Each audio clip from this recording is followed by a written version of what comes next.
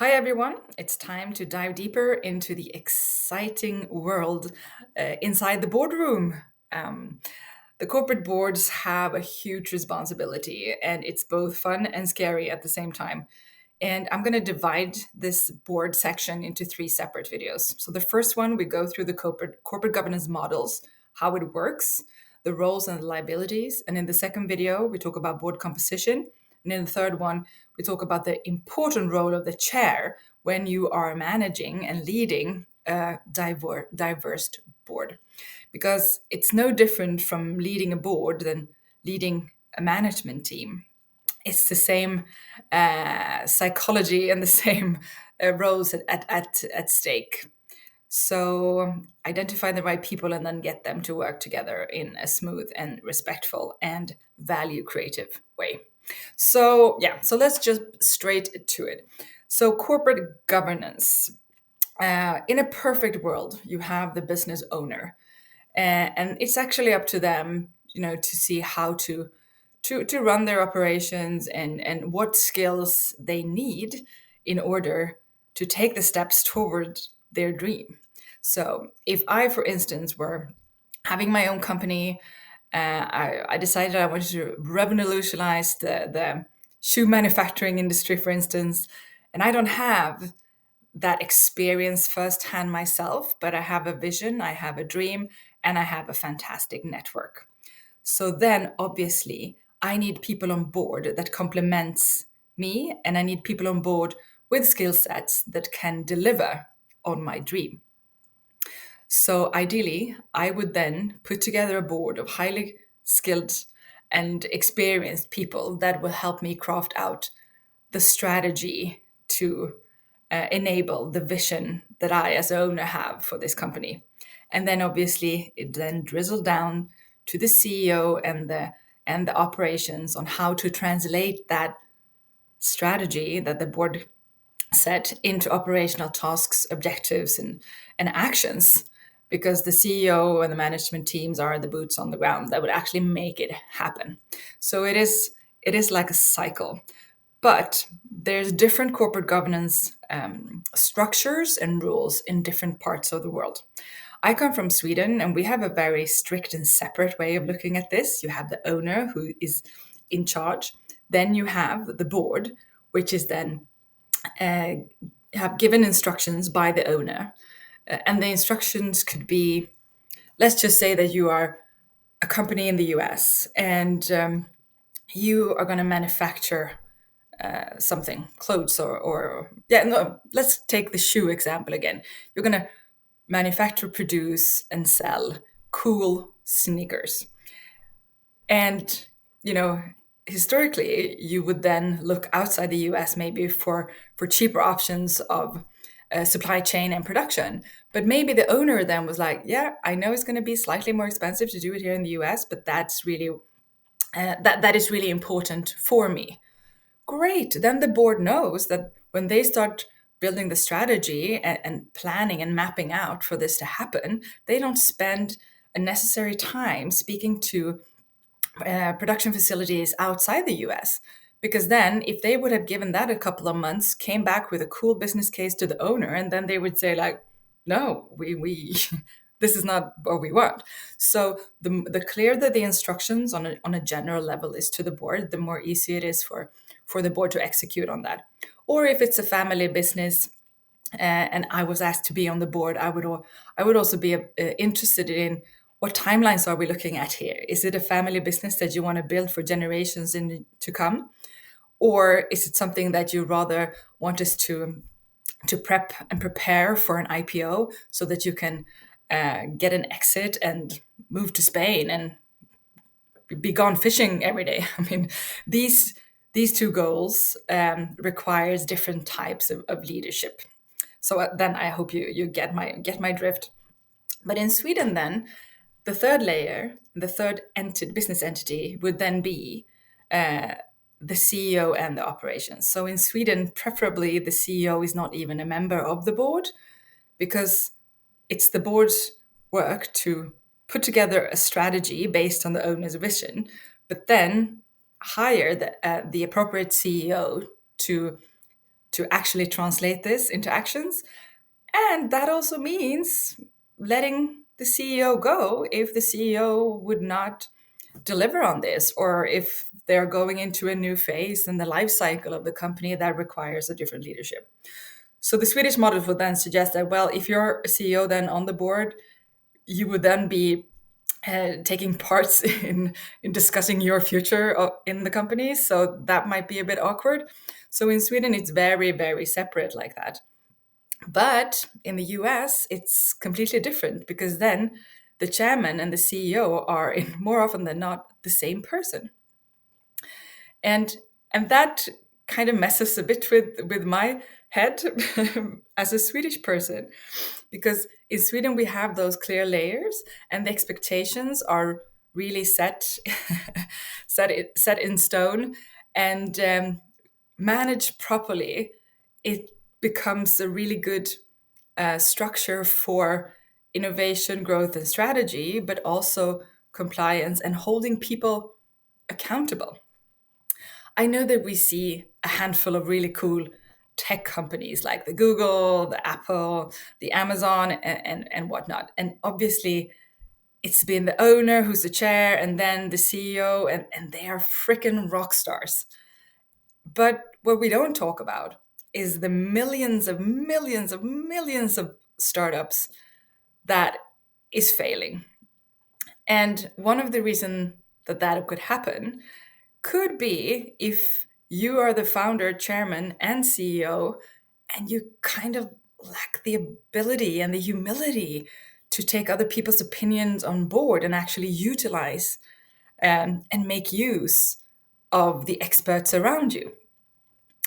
Because I have not met one single entrepreneur who hasn't probably firmly believed that their business idea is going to revolutionize the world, and they're going to be the next Jeff Bezos of the world.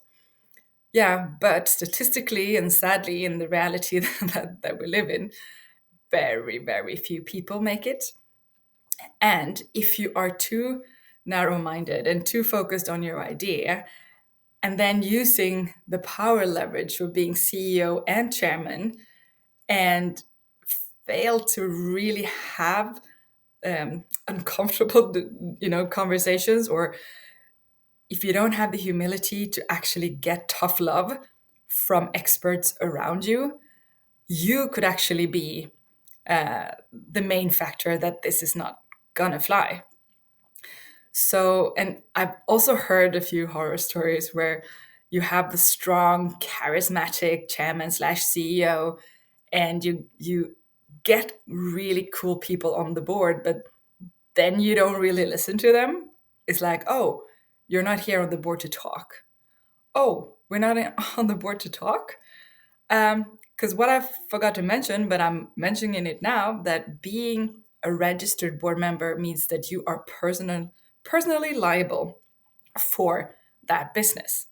So if anyone would hire me to sit on a board to be personally liable, and then not allow me to speak my mind and add value and comments to the discussion that I would feel would benefit the overall decision making, hell no.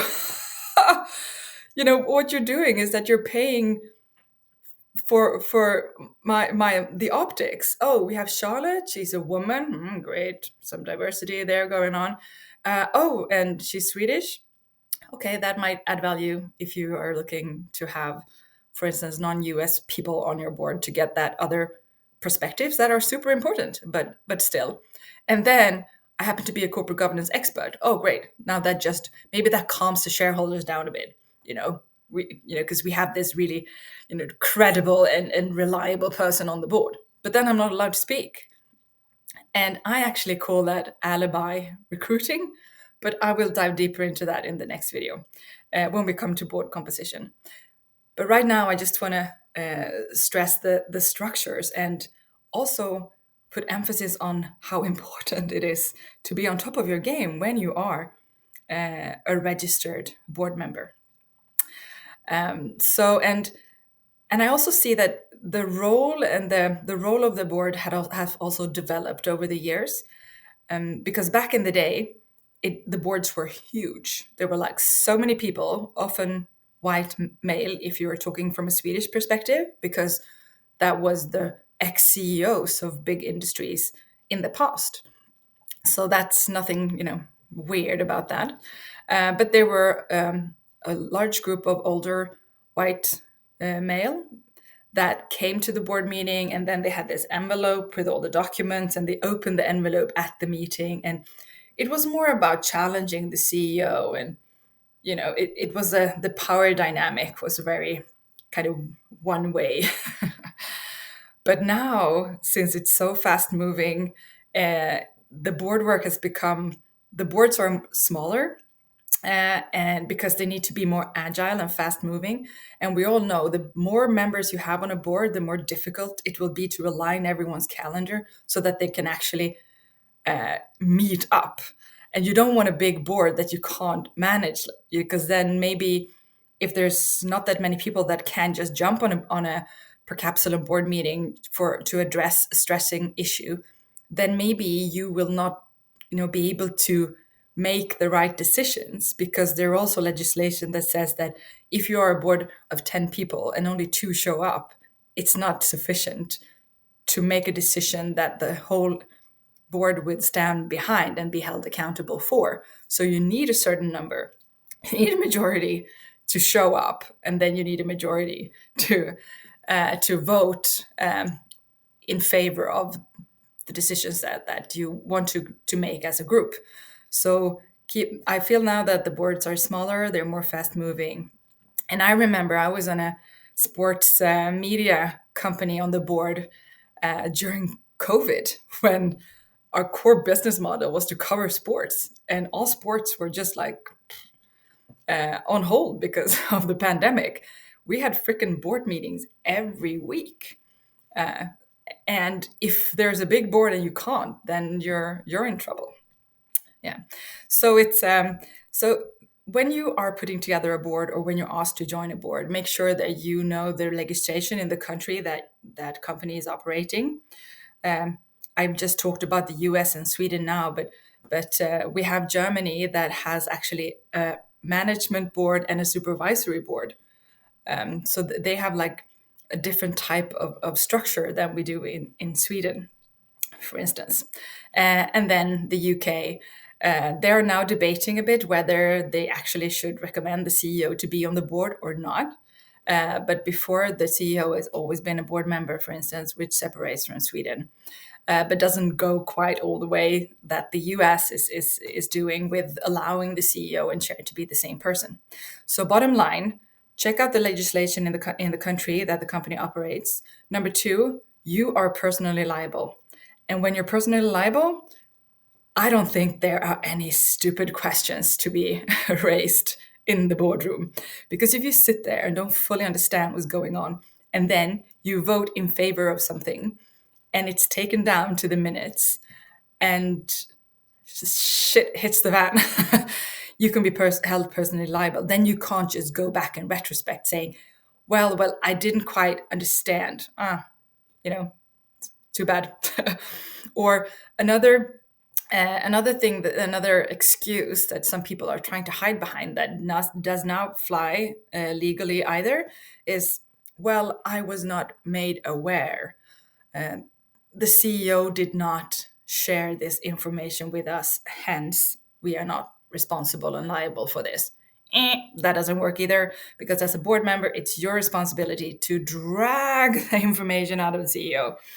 Any information you need in order to be comfortable in making a decision, it's your responsibility to get your hands on that information. So you can't hide behind that either, right? So being on the board is super important, and it's also a big responsibility. And in the next episode, I'm going to address the board composition a bit more and the dynamics of this. So yeah, so let's leave that for the next video.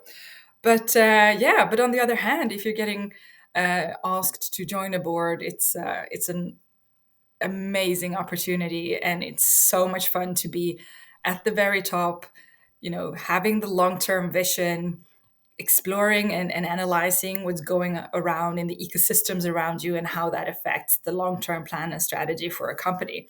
I mean, wow, done the right way is freaking amazing and so much fun. But check your T's and dot your I's, because you just need to know that you're given the right information, that you are comfortable with the personal liability, and also that you feel that you can contribute. Getting asked to join a board could really, aspire and feed our egos. It's really flattering to be asked.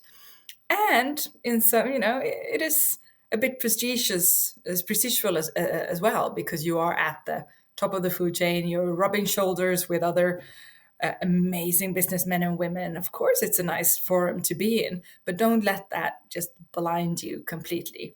Do your homework and then roll up your sleeves and get going.